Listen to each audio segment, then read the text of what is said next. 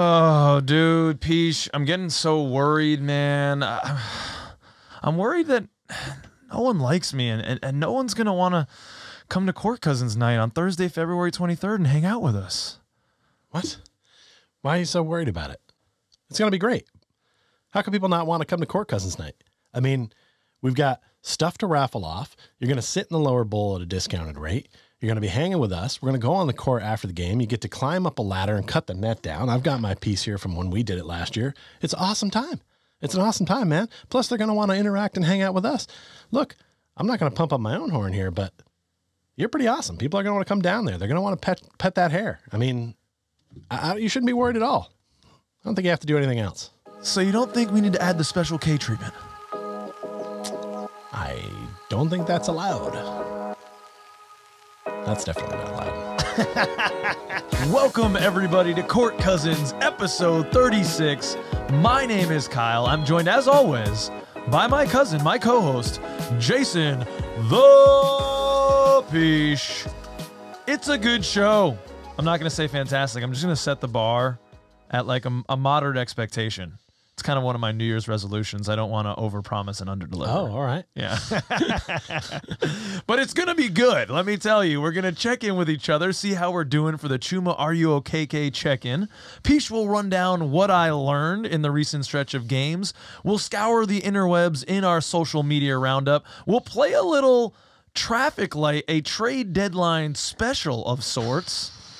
We'll recap what went down in the Court Cousins Championship. We'll set some bets for the next round. And don't you go anywhere, ladies and gentlemen. You better stick around for the large ending. Before any of that hijinks and hilarity, big shout out to all of our all-stars and second cousins on Patreon: Rafael Perez, Breadhead, Wally Akbar, Dan Young, Matthew Bell, Al, Yachty, Bernie Pichet, Gloria and Damien, Connor, and the Polish Wonder. Nobody move. Everyone stay in your seats. Anyone who moves will be sent to jail. No, I'm not gonna. Suspend me. I don't give a shit. Well, that happened. We'll talk about it in a minute, but that was a shout out directly from inside a Detroit basketball arena. Classy City, who has that ready to go. Ooh, yeah. And thanks so much, everyone who's been jumping on, becoming a second cousin, clicking that subscribe, or heading over to the Patreon. We've been getting a lot of love lately. We're on our way to 1,000 subscribers. We're about 110 away at the time of this recording.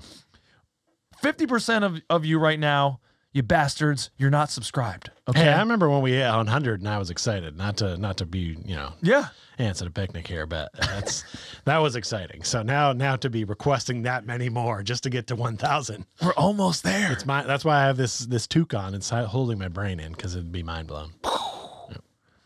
So if you've been enjoying the content, if you've been listening along, if you watch, 3, 4, 5 videos and you haven't yet clicked that button, hey, do us a favor and go over there. Give us that little nod. Tell a friend, tell a family member, tell a cousin. There you go. And as always, we want to show some love to you. We're doing giveaways every show. Peach makes a nice little care package, a magic care package, if you will.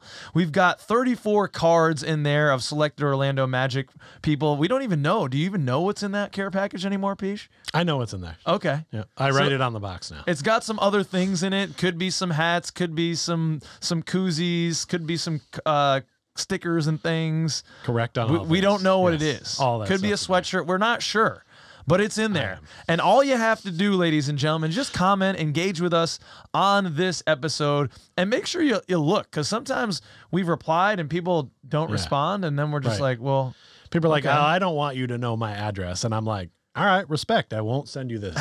this free gift. Yeah, that's cool.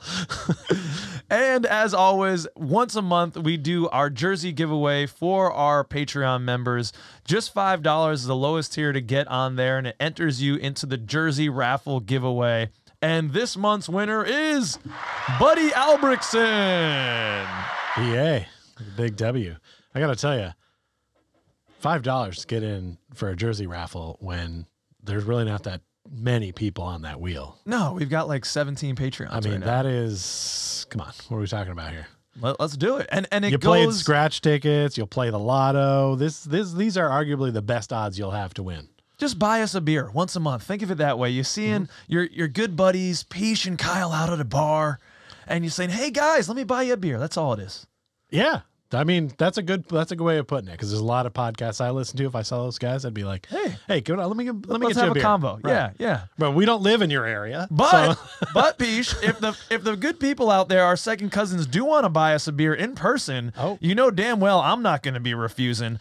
You're going to get your boy Zombie Kyle on Thursday, February 23rd. We're doing Court Cousins night down at Amway as the Orlando Magic take on the Pistons.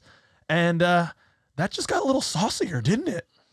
Taking on the Pistons, baby. Killian Hayes retribution is coming. But we've got our Court Cousins night. We're doing, group seats where we're going to go on the court after the game, cut down the nets. Literally, someone commented like, "Oh, I didn't think you're actually doing that." Yes, we are actually going on the court after the game, cutting down the nets. Peach and I are going to be taking some funds and doing some giveaways and raffles for people who join the night. And our ticket representative at the Orlando Magic is even telling us he's probably going to be able to get us some merchandise and maybe some signed memorabilia to also give away to anyone that gets involved with Court Cousins night, February 23rd, fivo.me/Court Cousins. It's big stuff. It's amazing. Yeah. I mean, I literally don't have words for it. It's exciting. All right. Well, I want to hear some words from you now, Pisha. I want you to express your feelings in words for the Chuma Are You OK check-in. Check in with your loved ones, ladies and gentlemen, and that's what we want to start this show with. How you doing, Pish, for the Chuma Are You OK check-in?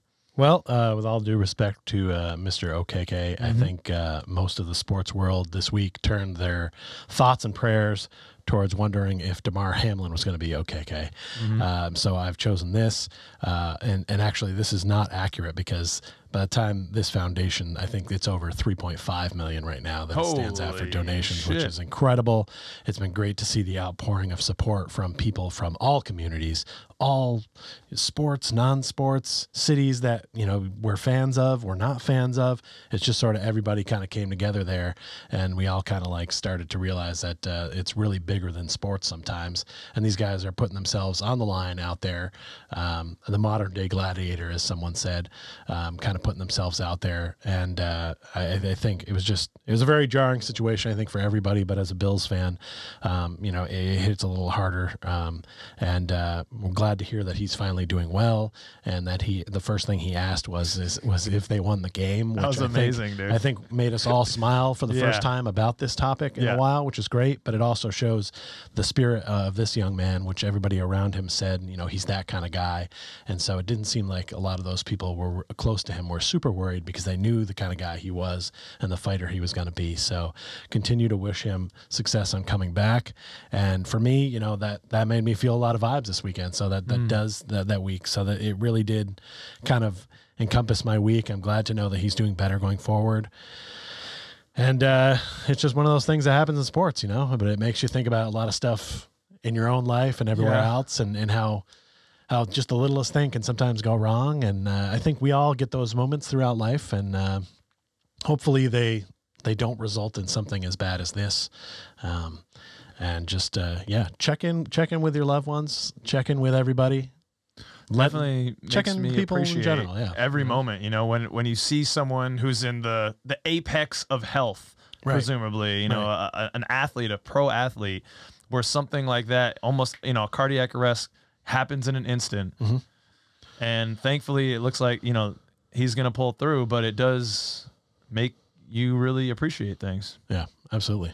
And that's kind of what my Chuma is doing. I know you might be puzzled a little bit, Peach. I'm not puzzled. This looks like he's about to drop the most fire album of all time. I think this is like a high school Chuma OKK. He's in front of this very peaceful and serene forest waterfall. And that's kind of the energy that I'm bringing into the new year.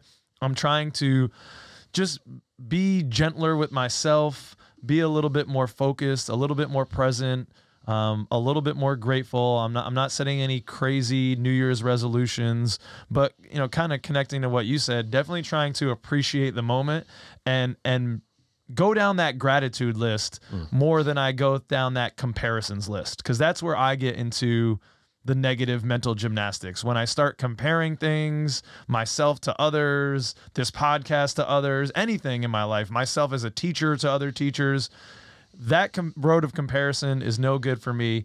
But on the flip side, trying to be grateful for having this past year with you, getting to know, be with you, spend more time with you, have like a loved one, like a brother here, everything with my relationship, my family, the roof over our heads, a new fridge with food in it, those things, we're all good. Like at the end of the day, we're all good. Yep. We've got what we need, and life is really good. So I'm trying to just focus on that a little bit more and just be like this Chuma in a nice waterfall Zen garden here. Oh, we blessed, King. Yes.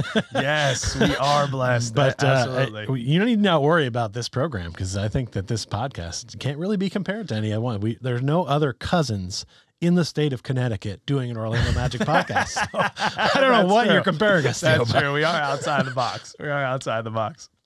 All right. Well, again, as Peach said, hope you're doing well out there, second cousins. We're feeling grateful here moving into the new year for you.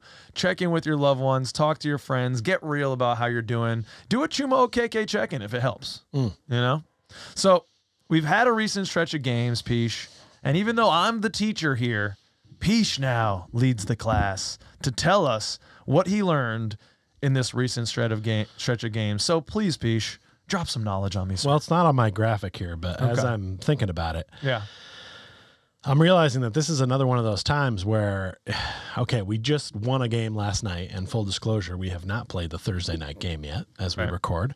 And it seems like we all kind of like let a lot of stuff wash away when we get a dub, right? Like we kind of forget about those times, because I started to look back on the notes I had and realizing that like, oh yeah, we were on a real downturn before we just kind of put it on the Thunder. So that's where we're starting, unfortunately. It's the Thunder. But, I just thought when we played the Spurs, we won that game, and I just felt like we were getting outplayed for a few quarters, but our talent kind of like put us over the top. Like no matter how hard they played, what we had on the court was just enough to get it done. Because I felt like the Spurs had a good effort in this game, and it should have been on there. I also have learned how frustrating it is to try to find the potential assist stat, which will come up later in the show. Such a hater. It's just so hard to find. It's a legitimate stat. I have to Google so many things to find it. Is this Peach, or is this the old man that's walked in the studio? I don't know. I think we all realize that Afro Banchero ain't it, fam. We'll talk about that more later as well. In this game with LeBron being there, we had heard from Paulo saying he was excited to play against LeBron. Totally understandable. Yeah, it's that one of his grew up idols. watching this guy, one of your idols. But there was a lot of ball watching in this one. A lot of people just watching LeBron do things. And even Russell Westbrook to a certain degree, where it was like, hey man, you guys aren't there to watch the game. You're playing in it. I'm going to need you to like be present and like go get a rebound and like, cover a guy. And like, we just didn't. And the Lakers just kind of like, they really just veteran experience like won them that game. Yeah. They just did what they needed to do. Then, it was the bad loss at the Pistons. And this one really comes down to the point that the ball was going in the backcourt, a bad pass, got away. Moritz didn't want to pick it up and get the backcourt violation, and he didn't want Killian Hayes to get to the basketball. And that's the situation that kind of made a shitstorm for the Magic for the next week because of that. So, like, I love Moritz. I love that he plays with that fire. Obviously, not a fan of him doing that foul. Right. It was a little Kinda outrageous. stupid. But after he made the foul, he did just kind of stand there and then got suspended for getting punched in the back of the head, and he did nothing else after that, which I feel like is totally inappropriate. It doesn't make any sense when you're knocked out and sleeping that other guys do stuff, and that means that you now have to get 2 more games added onto your total. No, especially when Killian Hayes gets 3. If Right. he would have gotten 5 or 6 or something, Sure. and Moritz gets 2, okay. It just It doesn't make sense. It doesn't feel right to me. Yep. Aside from that, Alec Burks is now a demigod. Oh, yeah. He went off. I forgot that he was a player in the league, but he went off. He had a day. And I also learned that maybe when we do our wrap-ups, I should just write them down on a piece of paper from now on, because we got some of our most interacted posts of all time with me simply putting up a piece of paper that said Magic lose, defense equal bad, Afro Banchero off, Alec Burks demigod, bad loss, Court Cousins. I mean, it's that easy, people. I mean, sometimes less is more, Peach. I guess it was in this case, because we played less. So that was, yes, that's true. That was definitely there. And speaking of playing less, then we had less guys for this game against the Wizards. This is a game that should be winnable, for us. But with only these 8 guys in uniform, the Wizards just had us inside. Our presence wasn't there. We had no inside players. The way they decided that. Okay, now you're a bunch of guys who left the bench during that altercation are now going to be out, but we realize you need 8 to play. And it's like, hey, this is what the G League should be for. You know, all those guys should have sat out 1 game, because now instead of screwing us for the next game, you're screwing us for 2 games. Right. Because now that means there was no Wagners in the next game. And it's just, the whole thing is just dumb. I feel like the G League should be used more of like a minor league team where guys go up and down more. We'll talk about that a little bit later. And it should be a freedom thing. We should have Jay Scrub and some of the other boys from down there just coming up, playing 1 game, and then back down they go. But it was what it was going to be for an 8-guy effort. A ball center. This is where I hit a wall on Mr. J.I. Okay. We'll talk about it a little more later. Take a seat. But I just want to make it known that there was an 8-man effort of guys in uniform, but J.I. was also there dressed on the bench. And despite him being ready to come back, he did not dress. So that's fine. No, it's not. So then we had this long layoff, right? 4 days off in between games, celebrate the new year, get everything ready to go. Yeah. I felt like the team came out looking fresh against OKC. Everybody looked rested and they looked determined. I love the fire I'm hearing and seeing from Paulo. You used to just kind of see his play. Now you're hearing him on the mic saying he's heard about this, he's heard about that. And he's not doing anything in a disrespectful way. He's just starting to become a vocal leader instead of just a on the court leader, which I love to see. And basically this was a game where we're just better than the Thunder. SGA, we kind of held in check with a good team defense. You know, he still scored a lot of points, mostly at the foul line because they give him every call. Every call, man. But this Thunder team, what they put out there, we're better than them. It's good to look at the teams and be better than them, like the Spurs and the Thunder. And get the win. You know, because we just didn't get any of that last year. So, and then got a win, get back on track. Tough game against Memphis coming up tonight. By the way, do you know what happens when Luguentis goes to a family reunion? When Luguentis goes to a family reunion, he goes by the name Lou? Dort Cousins. All right, that's it for what I learned.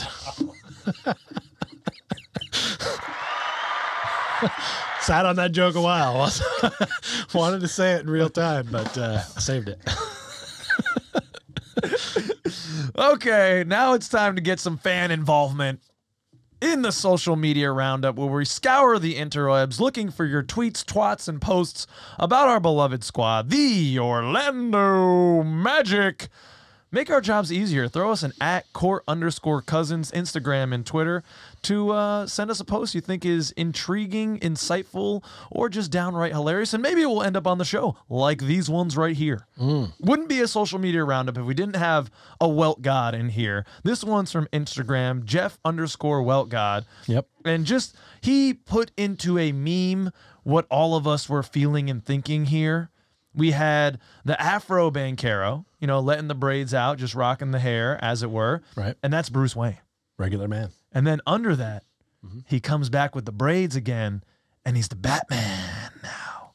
Now he has powers. And if you know, you know, is the caption. Yeah. And I think we all knew. I mean, he had a couple down games there when he took out the braids, and then the braids came back, and he had a better effort. It seems like there's something. I don't know. We got to put this in David Steele. This came up. I don't know. Yeah, this came up in some of our comment sections. Our fans were talking about it.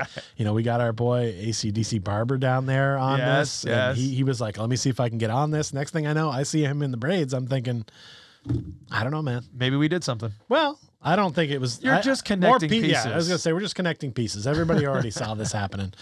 I'm not taking any credit here for this, or the stylish hair work, which I have no experience with. No, just having fun. Obviously, the hair doesn't have to do with anything. It was just a hilarious quinky-dink that his down games happen to go with the different hairstyle that he hasn't rocked all season. Yeah, I'm a far less good football player as a bald person than I was when I had hair. Yeah. But, you know, I was also in high also school 20 then, years. so. 20 well, years I mean, younger. And following this one up, we got news. Kobe Price broke it for us in the Orlando Sentinel. New Magic's Paulo Banchero named Eastern Conference Rookie of the Month for December. And this was interesting because Paulo was kind of told about this in practice, and he made the comment that he didn't even really feel like December was his best month. And I feel kind of the same way too. He was a little inconsistent. He had his worst games in the month of December. I think that's the day, you know, he put up like 5 points and 9 points in this month. And I think some of the previous months, he had only had one game in the couple previous months under 10 points. He'd never scored under 10 points until, no, maybe that's not true, but 20 points. I mean, he was averaging 20. It was a down month in a way for him, the most inconsistent month, and he wins because the Rookie of the Month. You got to look at the numbers. The numbers are there. When you're averaging 19.2, I think it was. Yeah. That's light years ahead of the Western Conference guy who was like 12. Yeah, Keegan. So, like, I mean, obviously those numbers are there, and he played most of this time. He would have won it in November had he not been out for that stretch of games. That was the time for Benedict Maturin to move in and take it, which was fine because he played well during that month. But, you know, he is him, and thanks to you for Christmas, I now have it. So I look. Yeah, looking good, baby. I'm Banchero ready. Yeah, I mean, he came out of the gate so hot. And to your point, just missed some days in November, and so we gave it to Benedict. Yeah. Enjoy it, because that's the only one. I was going to say, as long as he stays healthy and in the lineup, there isn't any reason he doesn't win this every month for the rest of, and then Rookie of the Year should be in the bag. In the bag. All right, so this one is maybe a little bit of a touchy subject. We'll see. Donovan Mitchell, Peach. Oh, this guy. It's trade deadline time. We're going to do a little trade deadline conversation later. Maybe next episode we do a little bit of the trade cage. Where we make up hypotheticals. Yeah. Well, a guy that was attached to the hypotheticals a lot this offseason was Donovan Mitchell. And at Books Band Life, the old dude reminds Magic fans and other fans, seeing after Donovan Mitchell's 71-point effort, this morning, several fan bases, including some Magic fans, seem to think that their Twitter fan bases contacted the Jazz front office and told them no thanks on a trade for Mitchell. Yep. Was really tired of all the chatter of people going, see, I told you guys we should get Donovan Mitchell. I told you. You told us because he dropped 71 in one game. First of all, I mean, he dropped 71 in a regular season game. Call me when he does it in the playoffs. Call me when he leads his team to the finals. You know, like, let's hold up. Wrong. Let's hold up on that. But Donovan's a great player, and would I like him on our team? Sure, at the right cost. But what we talked about when this was coming up and why I said no is because the price for him would be too high. Yeah. Because we saw what the going price was for Rudy Gobert, a far less impactful player. So what the hell would we have had to give up to give Donovan Mitchell? It would be Paulo and Donovan Mitchell out there. We would have had to give up everybody else we have on our squad. I don't think that's the right move either. That's why some people were smart enough to realize no thanks on a Mitchell trade. Also, I didn't hear Donovan Mitchell clamoring to come to Orlando. I didn't hear any it's not like that he was like, hey, I'd really like to play in Orlando. And we went, nah, fam, we're good. You know? So everybody just jumps to that. They always want to be right, and they want to prove and show that they're right. And man, I could go back on this show plenty of times and show you clips of where I was right, but I don't need to. You watch the show. All right. So let's calm down a little bit when one guy scores 71 points in a meaningless regular season game, sort of meaningless regular season game. Like, let's be a little more reserved. Let's wait until he gets to MVP caliber, leading his team to the finals type of stuff, which is totally within his wheelhouse. Yeah. Yeah. But it's not what he's done here yet. And it wasn't the conversation we were having before. It's not like he was a free agent who could just sign wherever. Right. And we were saying, don't you dare try to get him. we don't want this good player on our team. Yeah. It was because of the you're cost. Right. You're right. And even now, 70-point effort included, been having a freaking career year almost. I think he's averaging close to 30 points. It's absurd. Cavaliers doing some really great things. They've got a really solid squad, and they're gonna be impactful. We'll see if they can challenge, as you said. But looking back, I was just bringing up the trade because I wasn't sure exactly what was given up for Donovan. They gave, 2 starting caliber players, Lauri Markkanen and Colin Sexton. Not great players, but starting caliber. Lauri Markkanen's having a great season. He's having a really good season, as Colin Sexton's having a solid season as well. They gave up the number 14 overall pick this past year in Ochai Agbaji. Sorry about the pronunciation, Ochai. And then the first-round picks in 2025. These are unprotected first-round picks in 2025, 2027, 2029, and the right to swap first-round picks with the Cavs in both 26 and 28. Oh, man. So essentially, the Jazz have from 2025 to 2029, they either have the Cavs pick, first-round pick, or they can switch with it if they want it. Right. So now, the Cavs are going to be good, so it's not going to be a high pick. So I get what the Cavs are doing. They're kind of going all in with what they have. I don't think it's a bad move. But we talked about that in a previous episode. These are potentially late first-round picks, but you never know. I mean, that was the thinking, I'm sure, when the Bulls made the trade for Nikola Vucevic. Right. Thinking, oh, man, we've got a playoff squad. Right. We're going to be contending. We're all in. Then, Lonzo Ball goes down. Vooch isn't quite fitting quite right. DeMar DeRozan, Levine's getting injured here and there. Other guys coming in and out of the lineup. And right now, we're a game back at the Bulls. 2 or 3. Maybe. Yeah, so you're only ever a couple injuries away. Not wishing injuries on anyone, but if you could see a couple guys go down for the Cavs, they have a bad year. It's not crazy that the tide turns quickly, and it does in the NBA. So do you still want to give up 1, 2, 3, 4, 5 years of first-round picks, 2 starters, whatever that would have been for us, and last year's pick, Caleb Houston? I don't whatever, then. But, and I don't now. Yeah. And I don't even if you drop 75 tonight. Yeah. I think it wasn't the right time for us in our trajectory. For the Cavs, okay. Yeah. But for us, we would have had to give up too much. Yeah. And really the best part about this was seeing Robin Lopez's tweet. Hey, Rolo is a part of history, my friends. Coming through. We miss you, Robin. We miss you, buddy. He tweeted, I'm going to get it out of the way and point out that Donovan Mitchell and Robin Lopez combined for 72 tonight. Hashtag historic game. Love that he wrote out hashtag historic game. Miss Robin a lot. But I love that Donovan Mitchell replied to this with, and just like that, we are drug tested this morning. What were the results? I'm curious. Okay, on to the next. This one's from our good friends at Orlando Magic HQ, their Instagram, always putting together the sexy graphics. This is Magic News with RJ Hampton is going to be assigned to the organization's G League team, the Lakeland Magic. Hampton, once again, requested the temporary assignment so he could get more playing time. This is coming from Kobe Price. Right. I mean, we saw a lot of him in the last game because we had a little bit of a shortened bench.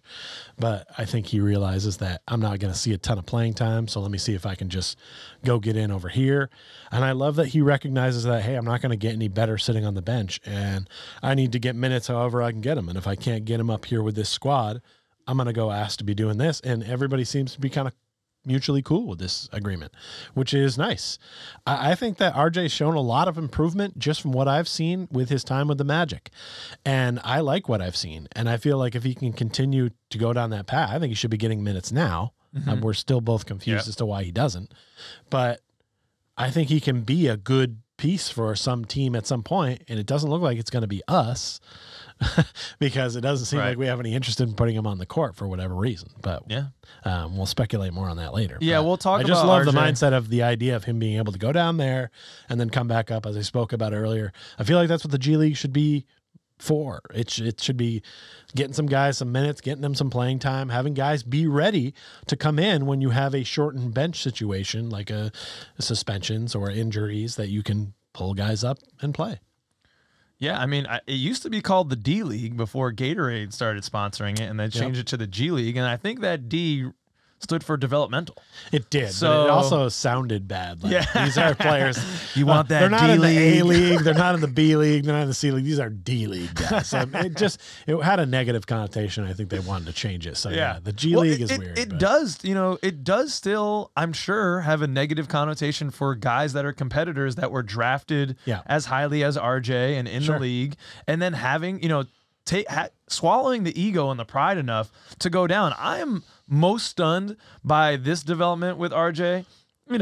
He's a young man, and I did way dumber shit probably than he's doing at age 20, 19, 20 than he is. I mean, I don't kick it with RJ. He's been in some sketchy situations in my opinion, out at bars, like with fucking that guy from the Netflix show rubbing up on chicks. That was not a good look. But he's 20. I mean, that's what you do. You hang out with other celebrities and you have a good time.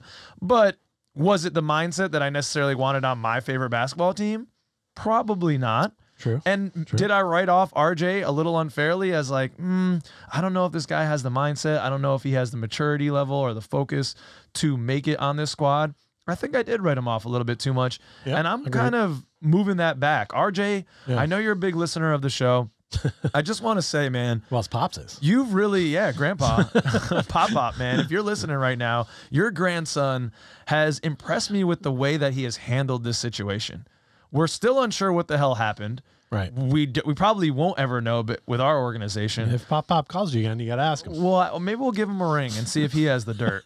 But for RJ, again, to swallow his pride, do what he knows is in his best interest, go down to the G League, get those minutes, and hasn't spoken a bad word about the organization or about what's happened or about the lack of minutes. I mean, obviously, he did express a little frustration, and of course he wants to be playing, but didn't speak negatively about the coach, the organization, anybody at all. That is a huge step for a young man, and it is impressive, and that leads me to believe, like you said, that he will be a player in the NBA. I wasn't sure before, but now I think he will be. Yeah, I still consider him one now. But I want you to remember those takes and those ideas and those thoughts as we move on to this next topic. Okay, this one right here. Are you ready for it? This was. I've been ready. Okay, all right. I don't take that long to rehab to get ready. Okay, for a category like this. Well, okay, here we go. This one's from O-Town Magic Memes. Simple rules to live by: never ask a woman her age, a man his salary, or the Orlando Magic when Jonathan Isaac is returning. These are big no-nos, Peach. I've learned that so much that I don't even bother to do all three of these things. I would never bother to do them. It's just not part of what it's about. So every once in a while when I hear people talking about Jai, I'm almost annoyed. Like, don't even bother. You're just going to get some BS answer, or he's moving here, he's doing this now, and he's doing this, and everyone's going to be like, oh. And it's like, all right. Until he comes back on the court, I'm like you with injuries. I don't want to talk about it, but we kind of are forced to. It feels close, right? As a somewhat professional, let's call it a semi-professional. I'm willing to accept talking about it today for this. Are you saying we're semi-pro media? Is that what's happening right now? Yeah. I mean, we're not amateurs. Well, yeah, we are. Well, there's some funds being exchanged. Yeah, that's true. We don't qualify for the Olympics. Right. Our Olympic status is done. We can't try. Wait, is that because of the drugs or the money? Well, maybe both. I couldn't qualify for any team. Well, this is coming on the heels of a Kobe Price tweet and interviewing Jamal Mosley in practice. When asked about the status of both Jalen and J.I., Coach Mosley said, quote, "Jalen is obviously going to be further along than J.I., it was inferred there. J.I. is going to be sometime down the road. Have to get some more practices under his belt to get comfortable with these guys and group." So that's from Kobe Price talking and interviewing Coach Mosley after the game. The mentions and the comments on that definitely went a little wild. There was some people all the way on one side, ready to lambast either J.I. or the staff. And then there were people all the way on the other side saying, no, we've got to take our time. This guy's a key piece. So there was all sides of the spectrum there. The main event, who is a great follow, good conversation on Twitter. He, was reacting to some of these comments, and he said, "Trust me, I'm hype and excited for his return because it'll add more depth. But again, blame the staff and not the player. If by now you haven't noticed that players have absolutely no say on when to come back, then you're blind." LOL. And I kind of like channeled my inner Peach a little bit on this. So you're running the Twitter on this account here, and I loved what you wrote back because it's the point that I've been making. So, I said, and this is, I think you've influenced me on this a little bit. Maybe. I think it's safe to say that you did. I said, well, I get his point, about, training staffs being in control of these things. Sure. Players do have some say when they come back. Players often will use the media to push teams to action, whatever action that might be. I think the frustration from many, including myself, come from J.I. singing the company line over and over for the most part and not pushing to get back. And at the Peach802, good follow on Twitter if you haven't already, has thoughts. So Peach, your thoughts. Here are the thoughts. I love that you wrote that because that is the point. We saw Trey Young make a stink earlier this year because he didn't get to go on a road trip and they wanted to hold him out and stay back. Yeah. I haven't seen that kind of anger or fire from J.I. once. It makes him feel disconnected from the team. It's angering. We have a team that goes out. We only have 8 players on the bench. We've seen video and video and video of you training, dunking, doing this, doing that, and you can't dress as an emergency for us when we need you. Like, that's a concern. When I see all the things, this is a dumb one, but this is a factor. When I see all the things going on with the timeouts, right? Like, and you see the guys trying to guess what the other one's saying, where they have the headphones on, or they're playing all the games, or trying to guess all the Disney, quizzes in between. J.I.'s never in any of that stuff. Never. Yeah, that's weird. I've never seen him in any of that stuff. So it makes me feel like he's not part of the team. He's only on the bench wearing some ridiculous gear. Sometimes it's stylish, but sometimes it's ridiculous gear on the bench. That's all he's known for. If all you do is kind of watch the Magic play games and you're not like a super diehard who's trying to scrape for information, like, where are words from him? Where is the beef to get out? If you're that ready to go, force somebody's hand. And if you're not that ready to go, after 3 seasons, are you good to play in the NBA? Like, be honest. Like, be honest. Like, I'm just looking for some clarity from someone. And it comes off as me being mad at J.I. because he's not like stepping up and saying anything for himself. I do get that he's also trying to toe that company line and not ruffle feathers either, which on some level I really do appreciate about him. I just don't know where's the blockade coming from. Like, who's throwing the curtain over something and not letting me see something? Like, what's happening? Like, where do we direct this anger for stuff? Yeah. Like, what do we do with it? And if I saw J.I. always like saying, I'm sorry, I can't be out there. If I saw him more on the Titantron, if I saw him being more a part of the team overall, then I'd agree. But that quote by Mosley is right there. It's going to be some time down the road, have to get more practice under his belt to get comfortable with these guys in this group. He's been with these guys in this group, right? Isn't he in the same practice facility? He's been around. Like, he's been around. He knows them. He sits on the bench. He knows the plays. Like, he knows how to play basketball. He's been playing basketball since he's a kid. How hard is it to then be able to just go out and play 10 minutes? Do what you do. Like, I don't understand what makes it so hard. So I need clarity on that maybe too. Because if what you guys are doing is actually chess and I'm missing something and he needs to be a chess master before he steps back, okay. But I think he'd like to get out there. Let's see what the guy can do. And if he goes out and he gets hurt again, okay. Then we learned he's not capable of getting back to NBA playing status level. But let's learn that now in this season where we're trying to learn who everybody is, who we want to keep long-term and go forward towards becoming a championship team, but rising as a kingdom. Is he going to be in? Will he be on this? Yes. Is he going to be one of the knights leading our charge? We'd like to think so. Yeah. From what we saw before, it's totally possible. But I've got to throw the armor on him and see him in battle before I'm ready to say, let's get more out of this guy. And I'm not seeing it. I'm frustrated. I'm not necessarily frustrated at the man. Yes. Or the medical staff or the organization. But there's some thing going on overall that is angering me from all of them. Right. Where it's like, why can't we just be honest about what the hell's going on? I think that's if J.I. had a different mindset and was more of a Trey Younger or more of a guy like that. He doesn't have that in him. We'd know. Right. Oh, Right? yeah. We Yeah. know. Yeah. So what's up? Yeah, I think that's the biggest piece of this, that you're hitting on the nail on the head piece. There is just this kind of ambiguity, amorphousness that we just don't know where to direct frustration. We all feel this frustration because it's been years now and there's no place to go with it. So it just kind of ping pongs back and forth in the Magic community, and JI gets some of it, the training staff gets some of it, Weltman gets some of it. It just kind of goes all over without any rhyme or reason to it. Right. And that's okay. Like, emotion doesn't always need to make sense. We are feeling frustrated and we're not able to come to any type of closure because there hasn't been any transparency.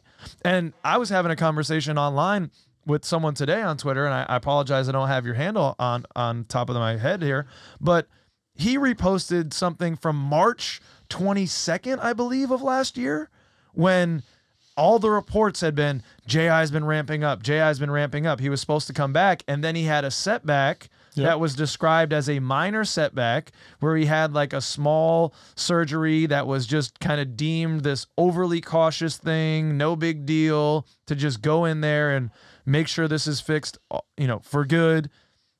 And because of that language that was used at the time, I was expecting him in our offseason, when we were having the conversations on this show, I was slotting him in like ready at the beginning of the season, because he's been ramping up since March, February of last year. He's been ramping up for a year, whatever ramping up means. Well, a minor setback in March doesn't still have you out in January of the following year. Right. That's not what a minor setback is. And so that's where it feels like there's some obfuscation happening somewhere. Someone's throwing up the smoke on us.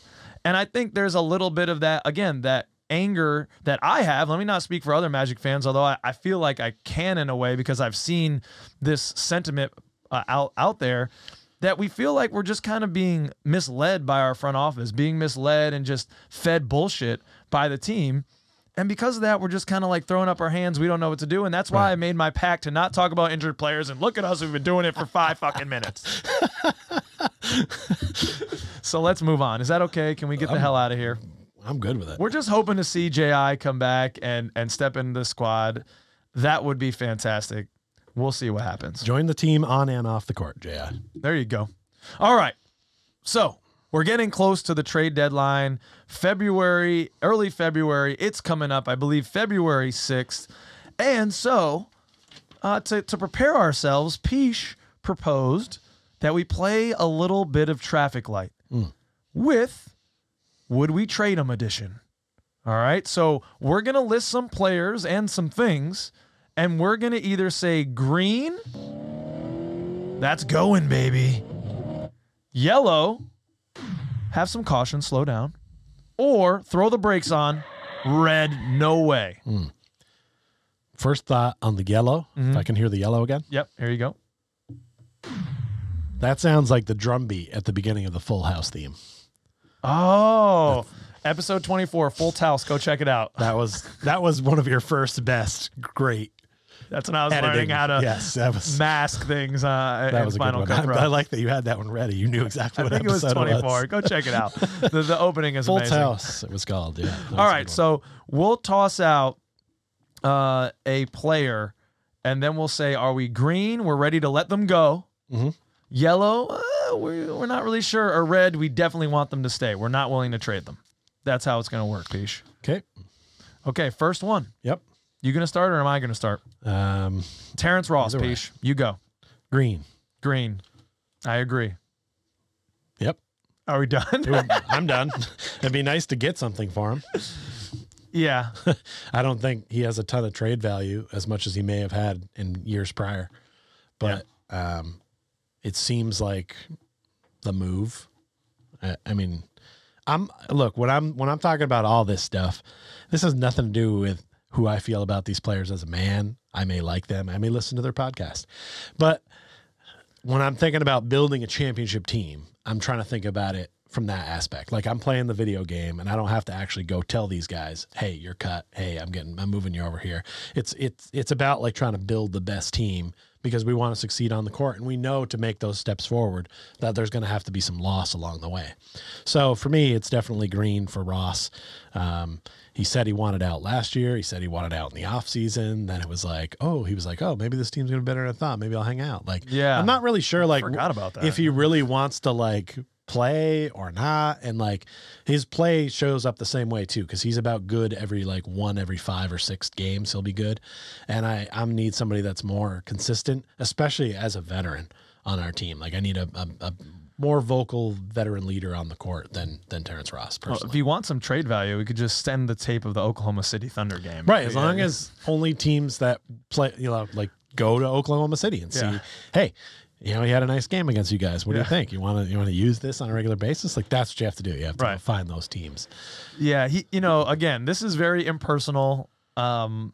I love to keep all these guys. You grow an attachment to these players as they are on your squad for a while. You get their jerseys, you listen to their podcasts, you hear their interviews, you enjoy their personalities. Sure. He's our longest standing vet. He's definitely one of my favorite guys on the team, but I'm not going to let emotion play into this piece. Mm-hmm. Well, maybe a little bit. Because being one of the longest standing vets, he's also the only remaining player from the Rob Hennigan era. Mm. And if you're like me, you still get night tremors over the Rob Hennigan era, and I am ready to be done with it. And unfortunately, T-Ross is a symbol of that in a way. Yeah. I mean, nobody really wants to go over that Hennigan. Okay.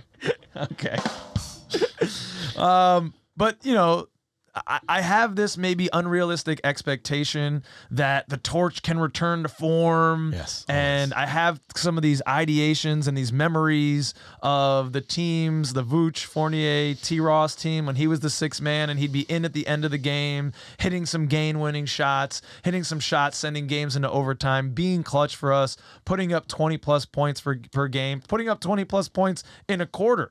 I have those memories, but... They poisoned you when we started this show. When we started this show last year, before the season started, you predicted he'd be our leading scorer. Yes.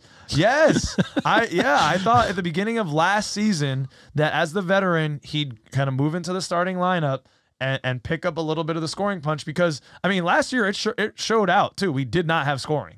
And if we didn't add Paulo Banchero this year, instead we didn't know who Franz Wagner was going to be at that point, or how good Jalen. Those are filling in, but that was how I built it up, and I've been really frustrated this year and last year I didn't think T-Ross was right. I think last year he had some back issues going on. I really did. Heard him talking about that on the podcast. And this year he just didn't seem to have that edge, that nose for the basket, that coming off the screen and immediately shooting it and doing it well. I didn't see that this year. Of course, the OKC game, he goes off. But I think even that piece, and you've helped me to realize that, so thank you, all that has still been an optical illusion. Right. Because when I dug into the stats getting ready for this segment, I was thinking, how could he get back to those glory days? Because he's only shooting 34.4% from 3, but do you know his career average is 36%? Which isn't great. He's shooting 41% from the field, which is tied with his career average. And even his career highs, he's never shot over 40% from 3. Right, man. He's not consistent. That's why his nickname is the Torch.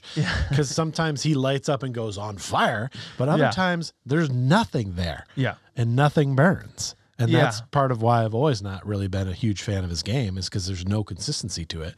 And that bothers me to no end. So I think I agree with you, man. It is frustrating. And unless he's willing to just kind of be the 15th guy and take like a veteran minimum type of contract, and just because his family's here and he wants to stay in Orlando for the last few years of his playing career, I think we're leveling up. And sadly, Terrence Ross is a casualty of that. So it's green for me. He can hit the gas and go in the trade market. It's an agreed upon green by the Court Cousins. All right, let's move on to the next one. We've got Mr. Mohamed Bamba. Okay, I'll start with this one, Peach, and I'm going to do the slow-mo effect. Slow down. Okay. I'm going with yellow. Okay. Which is, if you would have told my self 2 years ago that I'd be saying, hey, let's think about keeping Mo Bamba, that person 2 years ago would have slapped you right in the face, because it's been a frustratingly slow and long process since taking Mo Bamba as the number 6 overall pick. The man, for the first few years of his of his play in the NBA, seemingly didn't know how to set a solid screen, didn't know how to go to the rack, couldn't do any big man shit, but we're starting to see that, and not only glimpses of that, but more on a consistent basis. His rebound numbers are ticking up. The screens are looking better.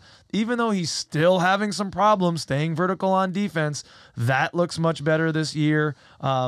So I'm okay with potentially keeping Mo Bamba in a big off-the-bench role if the price is right. I'm not really ready to go anything above what he has right now. So if we can get it there, I'm cool with it. I agree. You want to reach over and hit that same button for me. I'm going to hit yellow, but I want to remind you that when the yellow light comes out, you don't always have to hit caution. Sometimes you speed up to get through the light. But I actually agree with almost everything you said word for word on Mo Bamba. I've been pleased with what he does tonight. I think you need to stop looking at him as a 6 overall draft pick and start looking at him as a solid stretch 4 off the bench. And he's been solid in that role this year. So if he can continue to do that, be price cost effective for us. And I mean, he fits in well with the team. The guys like him. I have no problem with it, but I have him as yellow because I feel like if the right deal comes along and Mo Bamba is the piece they need to make the deal go. Exactly. Then I speed up and I go through the light. But I like what you did with that metaphor. But I do like what Mo has given us this season for sure. Okay. All right. I like it. Let's keep it moving, Peach. We're on to that gentleman that we spoke about earlier. Are you okay trading RJ Hampton at this trade deadline, sir? So I'm going to throw you the curveball here and go with a flashing yellow on RJ. What the fuck? I don't have a sound drop for flashing yellow, Peach. I know you don't. I'll just give you this one, and you're going to like it. Slow down. But here's the deal. When the flashing yellow is out, you can go through. You just got to use some caution because there's some other people going through. So that's kind of the way I feel with RJ, because I don't really want to lose him as part of this team, but it kind of feels apparent that they don't really want to use him or have a place to use him. So I feel like he is going to go. And I feel like he'll be that player that someday we'll see playing really well for a team against us and be like, dang, we had that guy and we just kind of let him get away. And look what he turned into now, because he gets regular minutes and he can play. Because I think he's still growing. He's still a young player. So, I mean, he's gotten a lot of experience at a young age, and I think he's used it, as you mentioned earlier. So, I feel like, again, that's another roster spot that, we're probably just looking already to give up. So I feel like it's a done deal, but kind of wish he could still find a way to be part of the squad. Yeah, I mean, Kyle's conspiracy theories almost swayed me on this. I'm going with Green. See you later, buddy. It's gone. Hit the gas. RJ, unfortunately, has left the building. No caution at all. There were some pretty persuasive arguments in Kyle's conspiracy theories. Go check it out. He's a young player. I think he's just 20 years old, 21 years old. He's a good spot up shooter, and he's very fast. He's good in transition, but he can still kind of play out of control. And if his role is just a spot up guy who's a okay defender, he stands at 6'4", so he's really a 2, or he guards a 1 or the 2 on the opposite team. So you're telling me his ceiling is essentially a 3-and-D guy, and we have Caleb Houston signed to a 3-year deal at $2 million at the year. The club kind of showed, the writing is very clearly on the wall. The club declined the last year of his rookie deal, which was at $4 million. Now, does that mean that, as many of us are postulating and thinking about, that something happened and RJ is kind of already gone, or are they just trying to get him cheaper? I don't know. It seems an odd way to go about it if you were just trying to maybe renegotiate the contract. I don't know how that works. But again, we've got Caleb Houston locked up for 3 years, $2 million a year. He's 6'8" and can defend the 3. Does a little bit more as just kind of a piece, not a focal point. And I even really like what Kevon brings more than RJ. So it's easy to give him up. Fair enough. Okay. Moving on to another guard. We got a lot of guards here. We got a lot of guards that we got to make decisions on at the trade deadline. Well, guard is an area where I feel like we have room to grow there. Yeah. And the reason there's room to grow there is because there's some guys that you have some question marks on. Well, we had a log jam. Remember the discussion at the beginning of last year was the log jam at guard. Right. And now it's kind of coming to that part of the river where things need to this is the out. season and a half we've needed to see, evaluate, see what's going on, who's going to stay, who's going to go, can we get a player that's better than this person? Consolidate. So is Gary Harris someone that you want to see go, stay, or just maybe not sure quite yet? Well, here we use lights, so I'm going to go ahead and reach over and hit the stop button. Okay. I'm going to hit the red light here. I need us to have a veteran on this squad, and if I'm sending Ross away, I need it to be Gary Harris. I like that everything that he brings on the court and off the court. I feel like he's got like kind of a laid back persona that gels well with this team. Definitely. He doesn't need to be the guy on the mic after the games or anything like that. He just kind of leads by example and does his thing.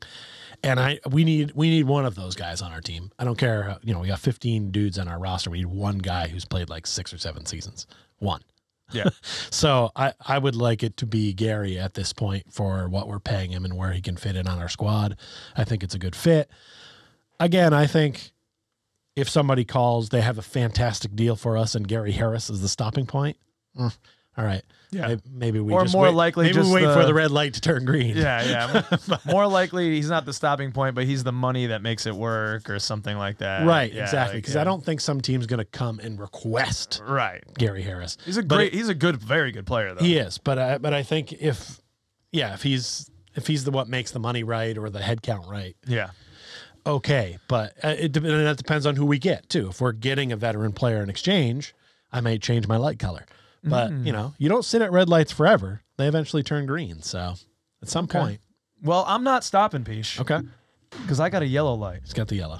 All right. So I'm yellow here, which is, I'll talk about why here. So he's the best 3-point shooter on our team, 46% this year. Now that's only on 36 attempts, but he's shown himself to be that last year over 60 plus games as well.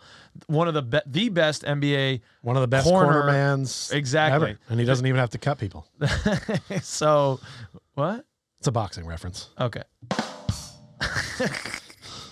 He's a tremendous defender. Right? His savvy for the game. He's able to kind of lure.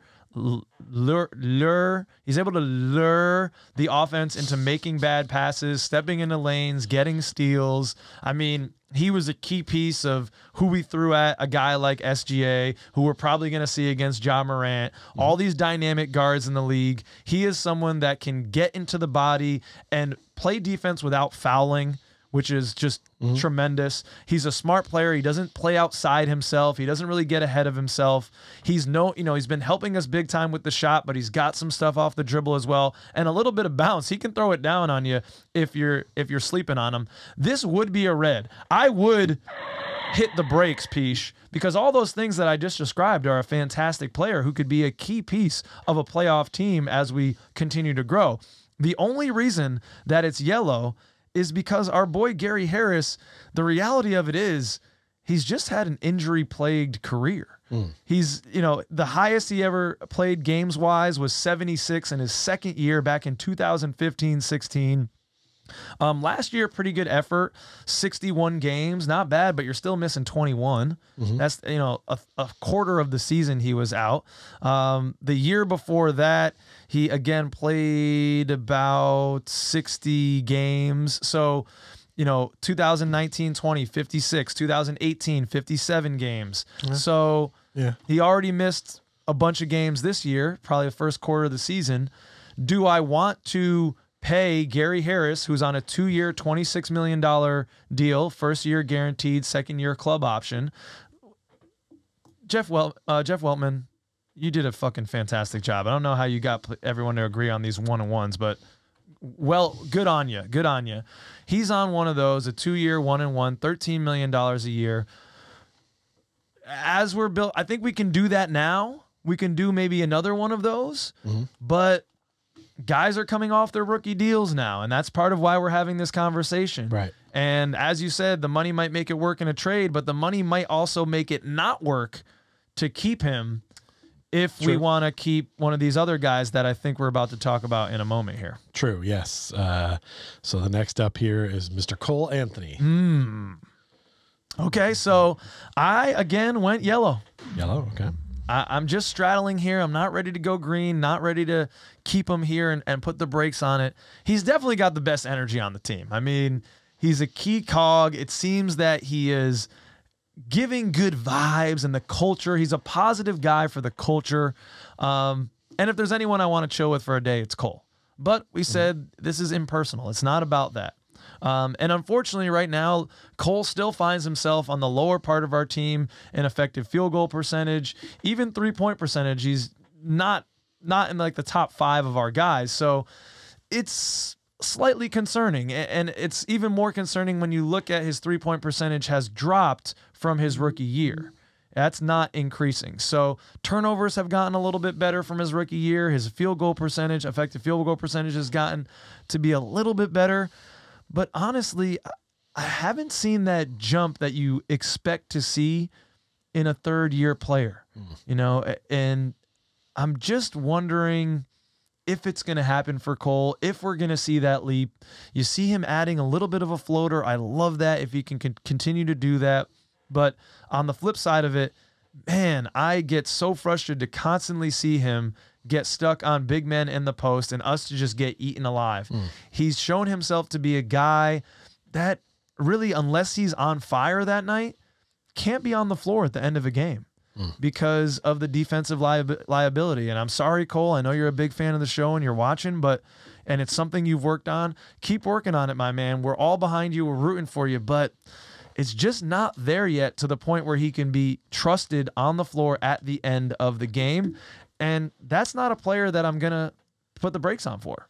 So if something comes along, see you, Cole. Well, I hope Cole Anthony is watching, because I'm going to reach over here and I'm going to hit this. Not only is there a red light up, there's a big sign that says road closed. Wow. So no one can go through this way. Okay. And that means that you're basically going to have to turn around.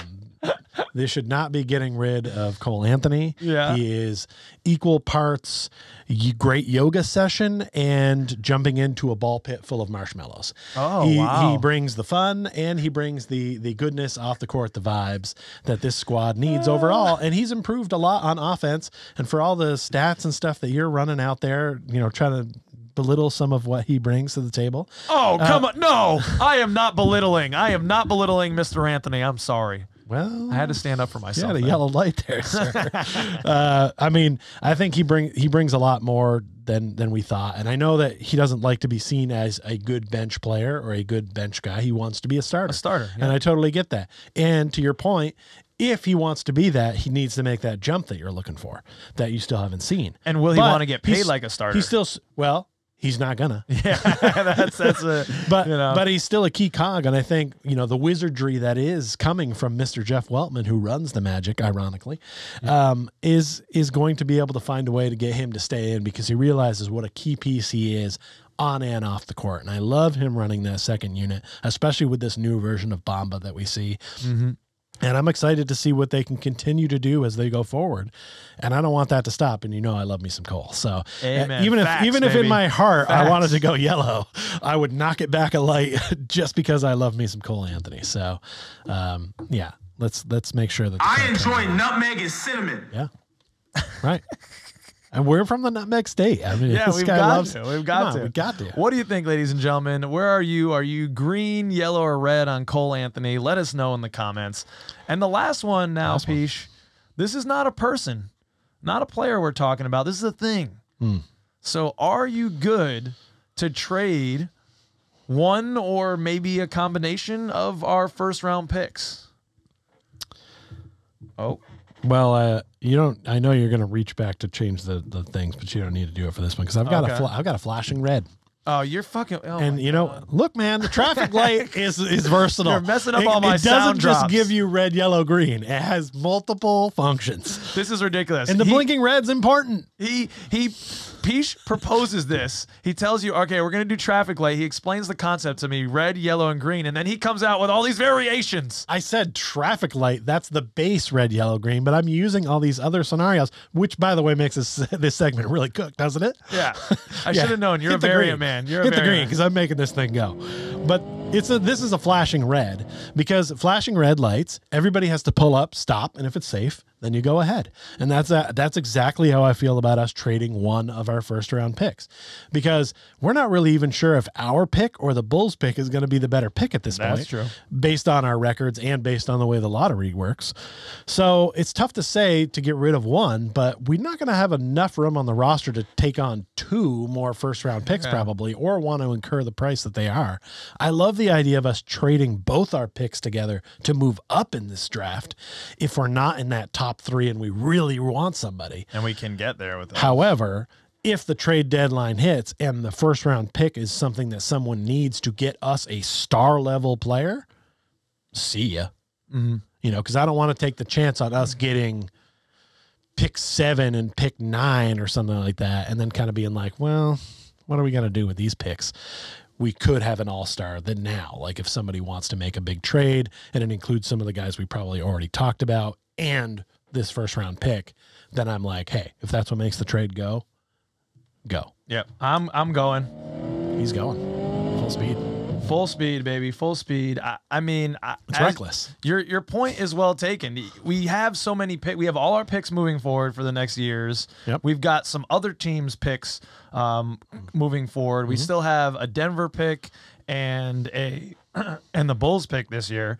So we're flush with picks, and we cannot possibly take them on.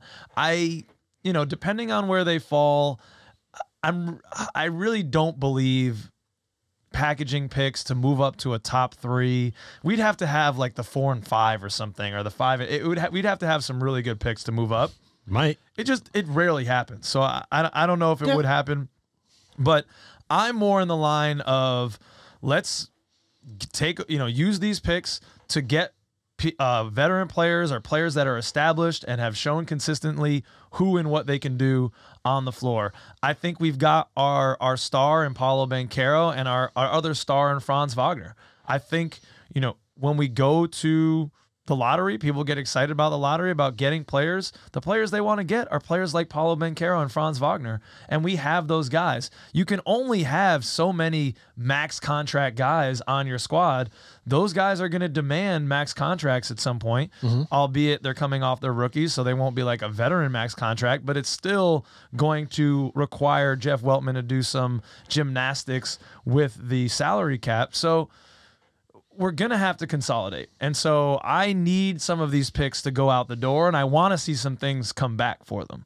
Right. And I want to see, a couple picks and a couple players come back for, one player. I want to see that consolidation happening where we're seeing a tighter rotation coalesce. Right. We've got a great deep team, but ladies and gentlemen, when you're in the playoffs, this, you're not going 10, 12 guys deep. Playoff rotations are normally 8, 9, maybe sometimes maybe 10. Yeah. Sometimes, and not every game, not a must-win game. You're going 8, maybe 9 deep. Yep. And so that's what I really want to see become more strengthened. And if that means that the 10 through 15 guy is not nearly as deep as we are now, I'm totally fine with that. But some consolidation needs to happen, and these picks, these first-round picks, are going to be crucial in that, and I'm really excited to see what happens and what transpires in this next month leading up to the trade deadline and see if any of those picks actually move.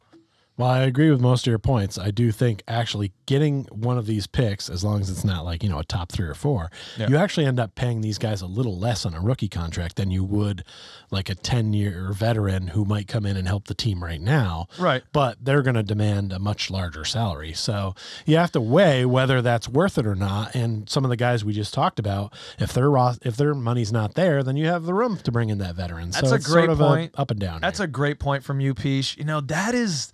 That is the hardest thing, right? About really nailing the sweet spot of a team.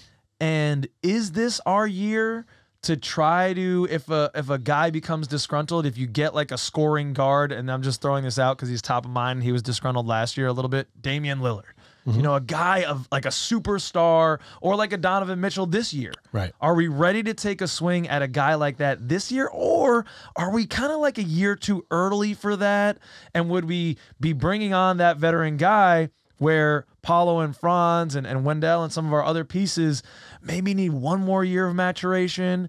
And it is a crazy thing. That's what You've makes gotta it tough, hit the sweet spot, man, especially with these makes contracts. it's a lot harder to build a dynasty these days, which is what makes the Golden State Warriors so impressive. Yeah, because you've got to figure out, you know, as all these teams are getting big, guys usually want to go play somewhere else and make the big money that, you know, Steph Curry's getting right now, or Klay Right. Thompson, or like, you know, you can only have so many good players on your team. It's a great problem to have, but it's hard to actually keep it all together and continue to be consistently good for a long run. You're lucky if you get a 4 or 5 year span where everybody's together and you can make some championship runs, but then to be able to go further than that, I mean, and you're in the that's what you're luxury shooting for. tax, and you know, will we be paying? It's going to be tough. It'll be interesting to see. You think we're going to be making a move here at the trade deadline, Peach? I think what there are your will odds on be. that?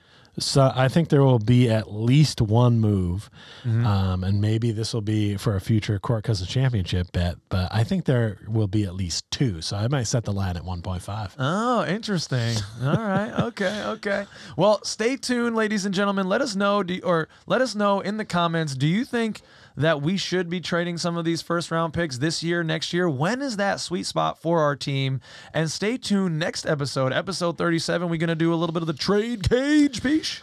Yes, we're going to speculate about things that probably won't happen. As you can because tell, you all love it. Peach is so pumped up. He hates hypotheticals, but you can get it started. If you've got some hypothetical trades that you'd like us to feature on the trade cage, throw them in the comments, and we'll maybe end up on the next show. It's not that I hate hypotheticals. It's that it could be anything. Yeah, it's too broad. Yeah. If you get me down to three choices, like starter, backup, bench, for example, then all right, I'll sort those out for you. But like when it's like every single guy in the league, or at least even half the league on 30 teams, it's like, hey man. So help Peach out. Help Peach out. Narrow it down. Put some options in the comments, and we'll feature them on the next show in the trade cage. I'll tell you why you're wrong or right, and then I won't brag about it on Twitter. So. What's up, second cousins? Very excited to announce Court Cousins Night. Thursday, February 23rd, Peach and I will be going down to Orlando. What? Yes, to watch our Orlando Magic take on the Pistons. It's going to be great, Peach. It's called Court Cousins Night? Court Cousins Night. Wow. Yeah. We've got club level seats. We're doing some giveaways, maybe even potentially some signed stuff. And Get then out of here. And then after, it gets better. All right. After the game, we're going down on the court, we're cutting down the net, and we all get to take a little piece. What? Like we did last time. Exactly, man. Wait on, I've got my little piece of net right here. Wow. This is from that game when the Bulls and it was a whole And thing. we won. Wow. And you know we got to win again this time. I had no idea about this. What else should I know? Well- How do I get in? Vivo.me/Court Cousins. That's where the tickets are. Get them now, ladies and gentlemen, so that we can make sure everyone's together. Yeah, and just see you down there. I'm blown away. This is going to be fun. Hey, everybody. Welcome back. You didn't go anywhere, but we did. A couple of days have passed since we last recorded. We lost pretty handily to the Memphis Grizzlies, although a nice little comeback there at the end. Yeah. 8 or 9 points, something like that at the end. Made it look a lot more respectable than it actually was during the rest of the game. But in the second half, Paulo and Franz kind of got possessed a little bit, and we're like, no, we're not taking it, which I like. Hell yeah. And we had to make the Grizzlies work a little bit to get back in that game, which is good because those guys really need to get humbled. And it's not going to be by us, but somebody is going to put them down. I keep seeing more and more shit that I just don't like. Before they even came out, they were like dancing in our tunnel in Amway, like getting hype with fans entering. There was like fans there. I don't know if they were Memphis fans, but it was way too live for them to be in the opposition's arena. Yeah. Just having a good time, acting like the game was a foregone conclusion. They definitely need to be put down. That grizzly bear needs to be put down. It's a danger. It's true. Maybe we get Jackie Moon on that. All right, we're going to do the Court Cousins Championship right now. Okay. The recap. We're going to recap where we're at. Spoiler alert. This is going to stay over here. Woo! But let's get to it. Let's break them down. I don't even want to do this anymore. Oh, would you rather me have waited until we determine and then make? Well, yeah, build the suspense for the listener. We can Peach. reshoot. Let's go. Okay. So we came into the game at two aside into the championship this month, and Bull's scoring output was the first one. You proposed that he would get 10 plus points in at least 2.5 games. I took the over very fast on this one. You did. And Bull also covered very fast on this one, doing it in his first 4 games before being out the last 2. But Yeah, it's a he did good what thing he he needed did to it. do. He's a good thing that he did it because he was inactive the last 2 games. Even though he got over, I mean, it's how have you been feeling about Bull's play? I mean, he got over 10 points, but the bowl. No, that's not what I wanted. Son of a bitch. I wanted the. See, it's funny when you do it when a rim shot out of place because then it's sort of its own joke, Right. which is nice. I feel like the bowl hype has kind of died down a little bit.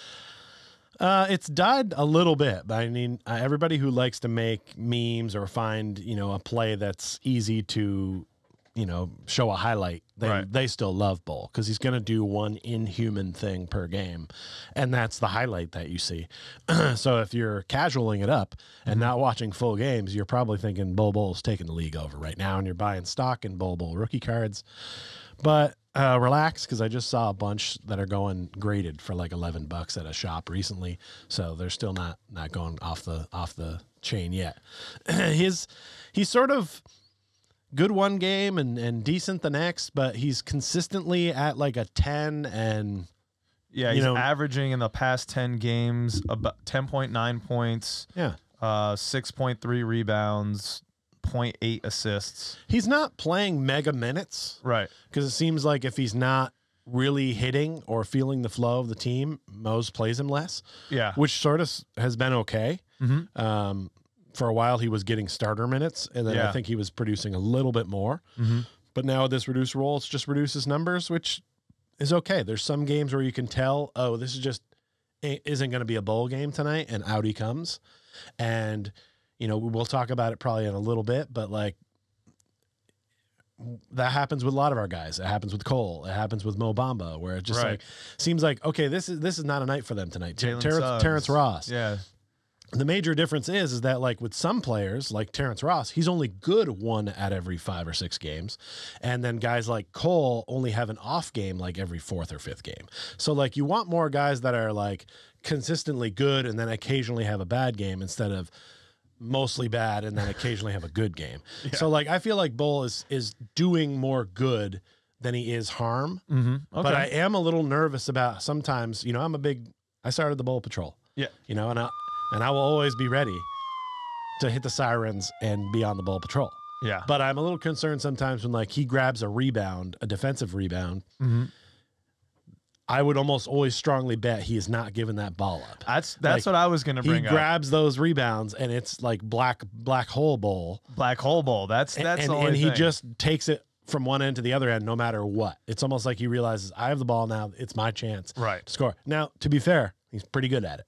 He is. But there are times when I see him drive into 2 or 3 men where I'm seeing open dudes out at the 3-point line thinking, hey, man, make that pass. So I think some of that stuff is probably going to come to him. I think Hopefully, we're forgetting how little NBA experience he actually has. So he's a little bit behind some of the rest of our team in like actual games played and learning stuff. I still overall like what I'm seeing from him, and that's why I'm glad that he won this bet. Yeah. I probably set the line a little too low. I could have gotten away with a little bit more, but my concern for Bull is what you just mentioned, a little bit of that tunnel vision. When he gets the ball, score is option 1, 1A, 2, 2A, 2B, through option 3, and then option 4, he may inadvertently try to pass. Yeah. It's just, I want him to work within the flow of the offense a little bit more. It doesn't seem that he's had any plays drawn up for him. So I guess when he gets it, he's like, I got to get mine. I'm trying to get something going.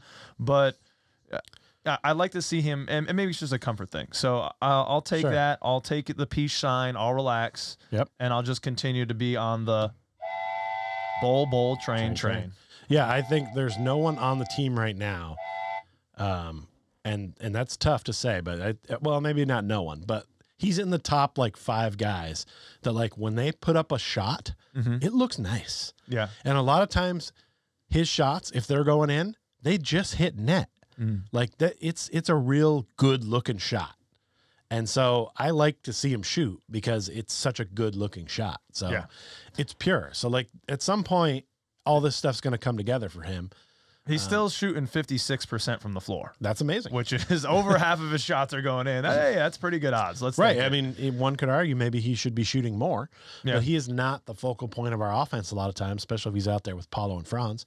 So he needs to find his niche and do it. And so far, he's producing at a good rate for someone who hasn't quite found specifically where they're going to be. As like a rookie almost. I mean, he's like a rookie plus essentially a rookie, little bit more. Yeah, all right. Exactly. Okay, you're right. Thank you. Thank you, Pish. Yeah. You helped relieve my anxiety on that one. All right. The next line, you set this one. I did. You noticed that we're on kind of a historic scoring tear for our franchise. Yeah. Scoring above, what was it, the original year or our team The average? original year and then another year in the 90s, 94, 95 maybe, where we averaged about 109 per game. And that was our top historically?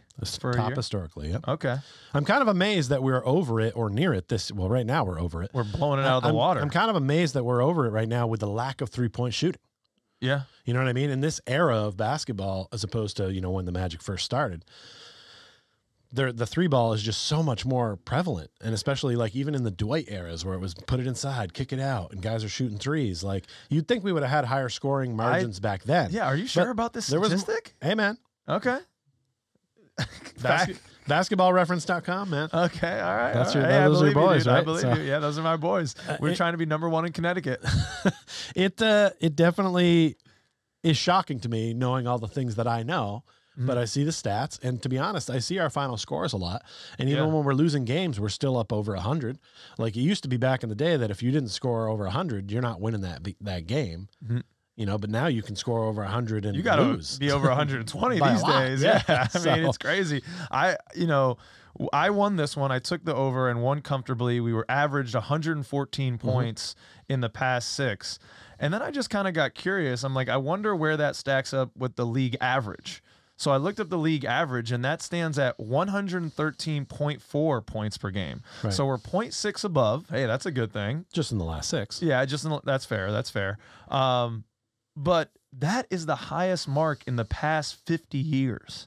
So it's not only kind of an outlier with us, as you found out when you dug through the numbers. Right. It's an outlier for the league. We're just seeing scoring and offense kind of go crazy, which I know must grind the gears of gentlemen like yourself who enjoy some nice inside play and some great post play and some blocks and some defense. Well, they changed the game with the way that they do the shot clock. Yep. And they changed the game on defense with the way that they don't allow a player to just hang out in the key anymore with the defensive 3 seconds, which is terrible. But they've changed a lot of things about the game to make this offense. And it's working. And it's working. Right. But then to me, it's starting to lessen some of these stats I see. When I see 20-point a game scorers, I'm less impressed by it because the teams are scoring 120 points. Right. So it's less impressive now that a guy with starter minutes gets 20 points. Not diminishing any Not of these. Paulo Banchero, of course. Not diminishing Everybody any of else. his work. But I'm just saying that like a 20-point game used to still be special. A 30-point game used to be special. Now it's more like the 40s, the 50s, the 71s. The 71s. Those are the ones that like really take notice. So, I mean, yeah, the game has changed a little bit. And Yeah. of course the 3-ball is really popular with most teams, not really us, but, so that affects the scoring. I shouldn't have dropped this line. I remember it was 109 going in, and I dropped it a couple points to try to get you to get involved because I just didn't think I would touch it. that you would touch it. But even at 109, it would have got beat. They only didn't score 109 in 2 games, and that first game they scored 133. So I was kind of out after the first game. I was like, I'm in trouble. Yeah.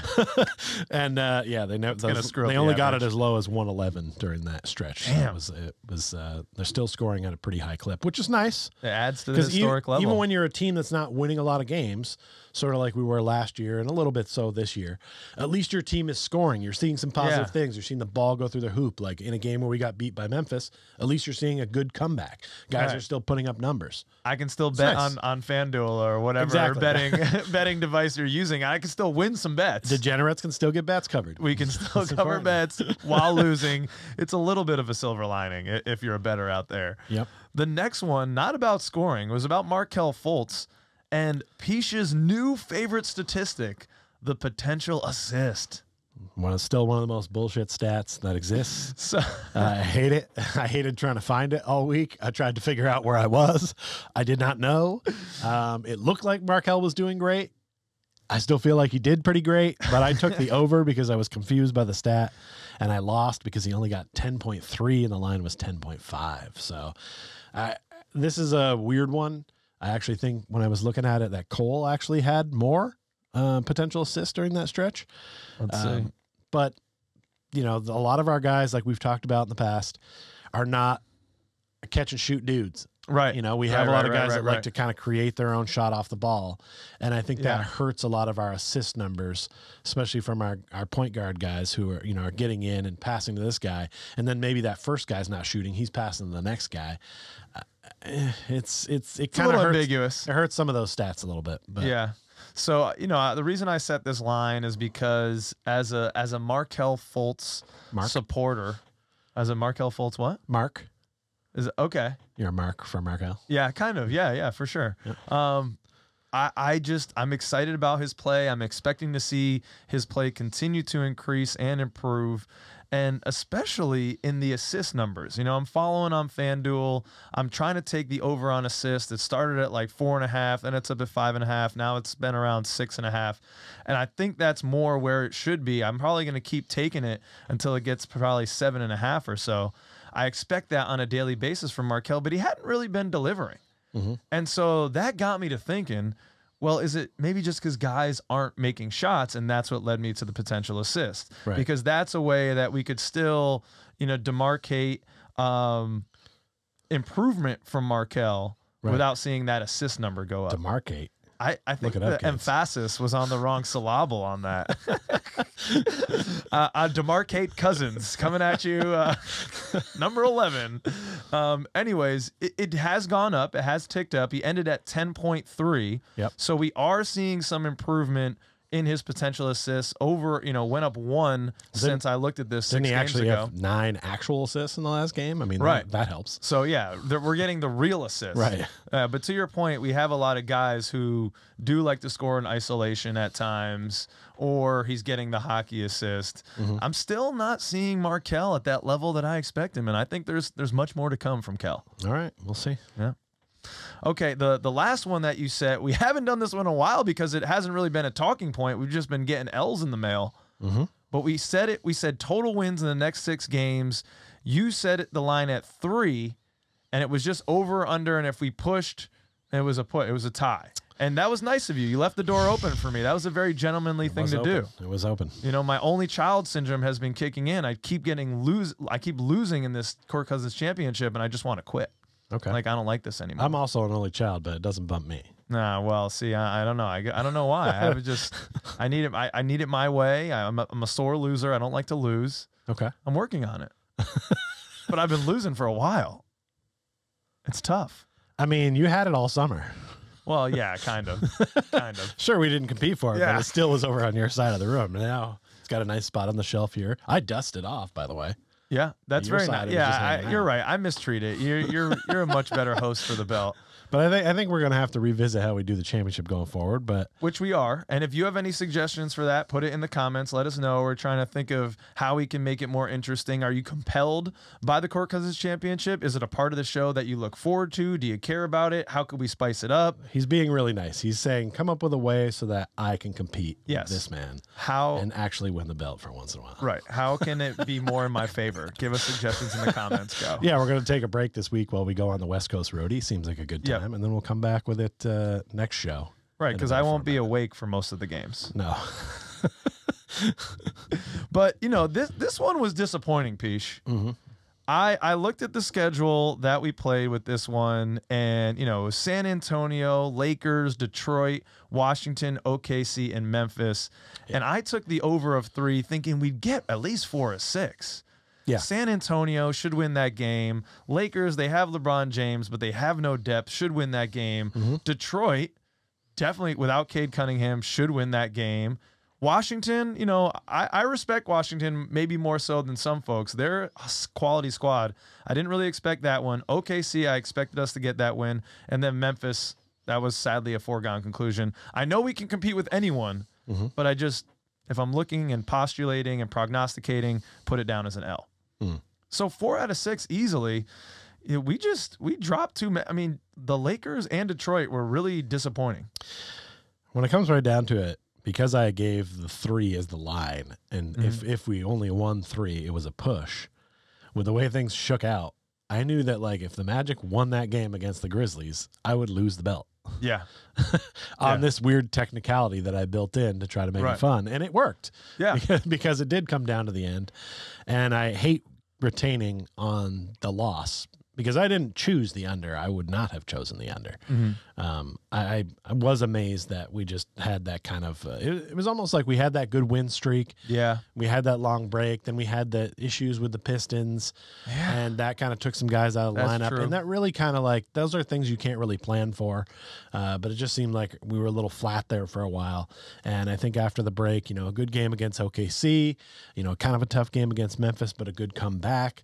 It'll be interesting to see how this road trip works out. If we were going to do this same bet over the next one, I would think most people I hear are talking like a 2-3 record, hopefully after the 5 games. Yeah, what we got? Warriors, I think 3-2 Kings. would be, great. Warriors, Kings, Trailblazers, Jazz, Nuggets. Yeah. And then we're at home for another Western team, the Pelicans, on January 20th. Right, but as far as the road trip goes, just those 5. Well, it can go either way with a young team, right? You can coalesce with a young team on the road. Everyone's together, no distractions at home. The girlfriends, the wives, the kids, whatever you have. Not a lot of our players don't have those things, especially the kids. But it can either help to bring you together, or if you're spiraling, it can increase a spiral. Yeah. So it's going to be a good test for our squad. The Jazz are playing good basketball. The Trailblazers, I don't know. The Kings are on a winning record this year. The Warriors are just over 500. The Warriors are amazing at home, though. Yes. That's what you're forgetting. Yeah, because their role players play so well. So at home, the Warriors are a completely different team than the one that we saw at Amway. So I don't expect that to go quite as well. I would have to say, we played Sacramento tough when we played them at our place, but I don't know if that's going to go as well because they're playing so well. If I had to pick 2 out of here that were winning, I think I might go with maybe Portland and Denver, but our team tends to surprise me whenever I think their games are winnable, so we could very easily lose those 2 and win the other 3. So I mean, we could go 0-5 here, man, in a worst-case scenario. These are tough games, so our guys are going to have to compete, and hopefully we'll get some W's along the way. I think if we win 2, it's a big victory. I'm looking forward to seeing Utah because I have heard about how great Utah is. Lauri Markkanen. And all I keep seeing is Lauri Markkanen highlights, and I'm like, that can't be all they have, right? Right? Okay, but we'll see. Yeah, we'll see. All right, so again, let us know what you think of the Court Cousins Championship. Peach retains the belt over there next to his tiny cock. We'll see. We'll see what happens when we bring it back. How should we revamp it? Should we just keep it the same? He's tiny, but he gets up early and he gets the job done.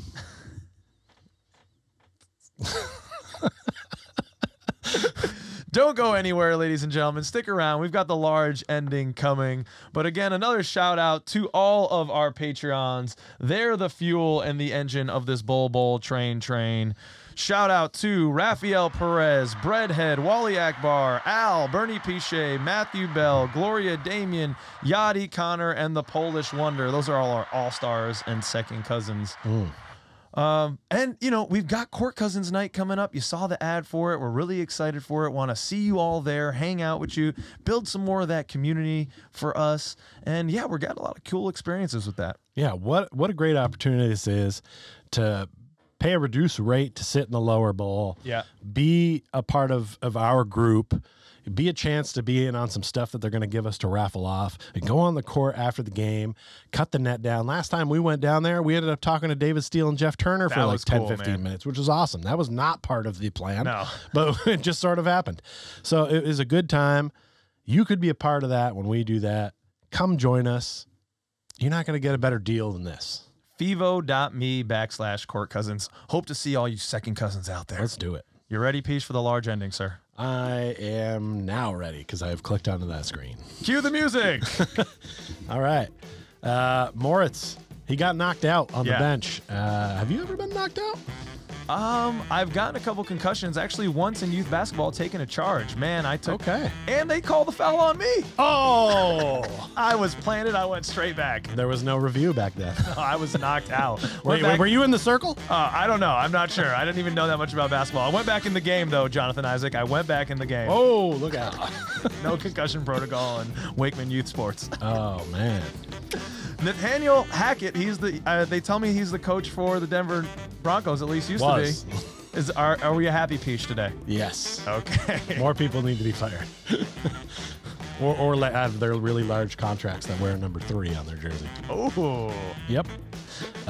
So your boys, the Dallas Cowboys. Yeah. They gonna win a playoff game? They do this to us every year, man. They like start strong and then they look like shit and then they get a couple more wins where you're like, yeah, we're kind of teetering into the playoffs, but I honestly have no confidence because I've seen this play out so many times Is before. it at least a coin flip for you? Yeah, it's a coin flip. They'll win I'm one not game. sure. Do we have our matchup yet? No. Okay, so that will all depend. But I mean, we should have beat the Niners last year and they walked on us. So I'm not confident. Moritz. Understandably. Moritz. So this is interesting, Peach. Didn't really realize this. Moritz Wagner got a 2-game suspension. But you'll notice we've played 3 games without Moritz because against the Wizards, he was on the NBA injury report as out with a sickness. And they did not count that in his 2-game suspension. So his 2-game suspension started the next game against the Thunder and then the Grizzlies. Is this out of line or is this honest? I don't know, but I don't really care because I'm all cool with him taking an extra game to sit. That seemed like a pretty hard punch. Yeah. The man slept for a bit. Yeah. Just relax a little bit. Yeah. I'm good with it. Okay, go in a dark room, Moritz, and don't come out for 3 games. Hey, tonight, I know this is a Bridgeport Sound Tigers, which are but they're the Bridgeport Islanders now. Boo. And I will be driving my first game. You coming? Yeah, sure. Zamboni driver. You got in a the free ticket AHL. for me? Let's go. I might. That sounds like fun. All right. That sounds like fun. Watch the Magic game after. Go Islanders. They're taking on, ironically, the Providence Bruins. Who you They hate used to anything drive do for with a lot of those guys at my old job, so this is going to be a weird night. All right. J.I. will return at our next home game, Peach, which is January 20th after this home stand versus the Pelicans. Do you think he's going to be coming back before, on, or after that date? If there is one thing that I have learned, Yeah. it's that the Orlando Magic do not share any information. Right. If there is 2 things I've learned, it's that you never bet on an Orlando Magic player coming off the injury reserve. Okay. So there is no way So you're that going I'm after. believing in that. You're going after that date. I've been hurt too many times. Okay. And I haven't even been around. I mean, you know that syndrome, right? Am I wrong here? We're fragile creatures. We're fragile creatures, us Orlando Magic That's a fans. bet I would not take. Just don't bother getting involved. Pass on that one. All right. Well, I will bet on this being a good show, Peach. Okay. I think it was solid all the way through. Thanks for sticking with us, ladies and gentlemen. Let us know what you thought in the comments. If you've got any takes to share, we'd love to hit us up on Instagram and Twitter at @court_cousins, and maybe it will end up on the show. Thanks, as always, for liking, subscribing, feeding the algorithm overlord. We're not worthy. We're not worthy. And we'll see you after this this road trip. Check out the reaction videos along the way. Peach will probably be flying solo. Yes. Join me. I'll be talking endlessly into an empty room. It'll be fun. All right. Peace out, everybody. Thanks for coming.